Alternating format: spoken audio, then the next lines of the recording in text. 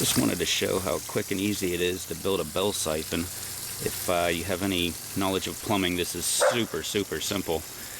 All you really need is a piece of 2-inch pipe and with a cap on it. I drilled a hole in it, used some plumber's putty and another piece of hose. Just goes in there. Can't really see, but it just goes up there just to break the siphon. This piece of pipe right here is pretty much does nothing more than keep the stones out of your drain, your bell siphon area. And pretty much all it is a piece of 4-inch pipe, and it's only, I believe it's only like a foot tall or so. And then I just drilled a whole bunch of holes all through it. And a good tip would be to go ahead and deburr all of those suckers off, because when I took this apart and moved it, as you can see all over my hand here, I've got all kind of scratches all over my knuckles and everything from pretty much trying to put everything back together. And then inside here, just got 3/4 inch male fitting. I drilled a 1-inch, used a 1-inch paddle bit, drilled a hole right in the bottom of this big plastic container that's watertight.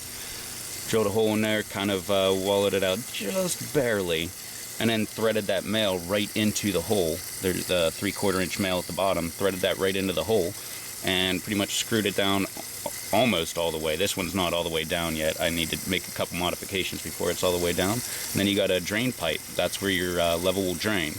The only technical part about that is wherever you want it to start draining at, that's where you cut that sucker off at. I mean, you want 1 inch from the top of the bed. So mine obviously is not looking like that. It looks like 3/4 or so. So I might need to modify that. But then on the bottom side, you just, on the male, you just put a female. Screw that right onto the female, or onto the male, and then add a downspout. Put a 90 and then another 90. The purpose of this 90 is you can angle it up more and you can angle it down more, and that'll turn your system off quicker or turn it on quicker.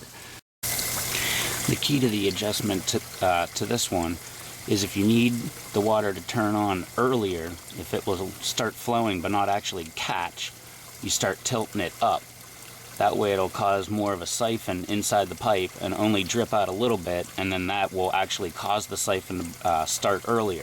But in the same time, if it won't shut off, it just keeps on draining and draining and draining, either adjust your amount of water going in, or you can adjust this sucker more down.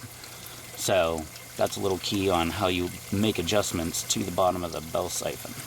That was one of the trickiest parts of the entire thing. You just need to mess with that until you get it right about where you want it. And I wouldn't suggest gluing anything, just because of all the chemicals that are in the glue, and I'm trying to be completely organic.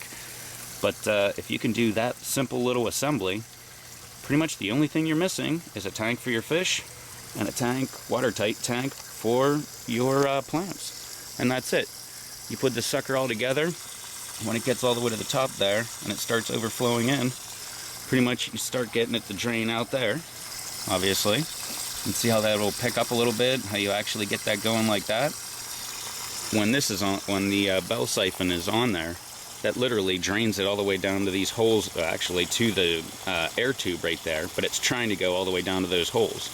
So it'll drain it completely all the way down to there, and that's your water level at the bottom. And that's it. All you need to do then is add a pump, which is right there, and then have that sucker feed your beds.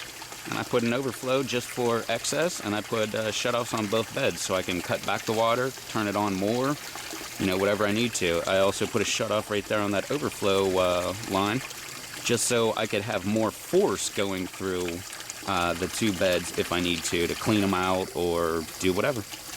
But that's it. If you do it correctly and assemble it all, it will sputter like that a bunch of times, and you'll hear the air siphon break right in there.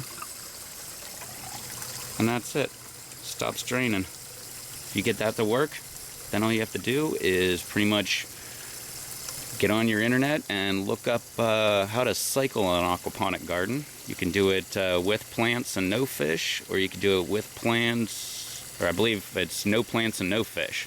I don't know. I did with plants and fish, And pretty much that just took longer. I believe it takes an extra 2 weeks or so if you do it that way. But once it happened, growth started taking off like crazy.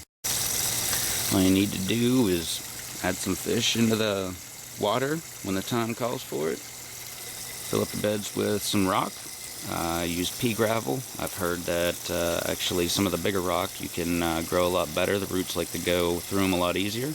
Pick some plants, plant them, turn your pump on, and start your cycle, and you pretty much have yourself an aquaponic garden going.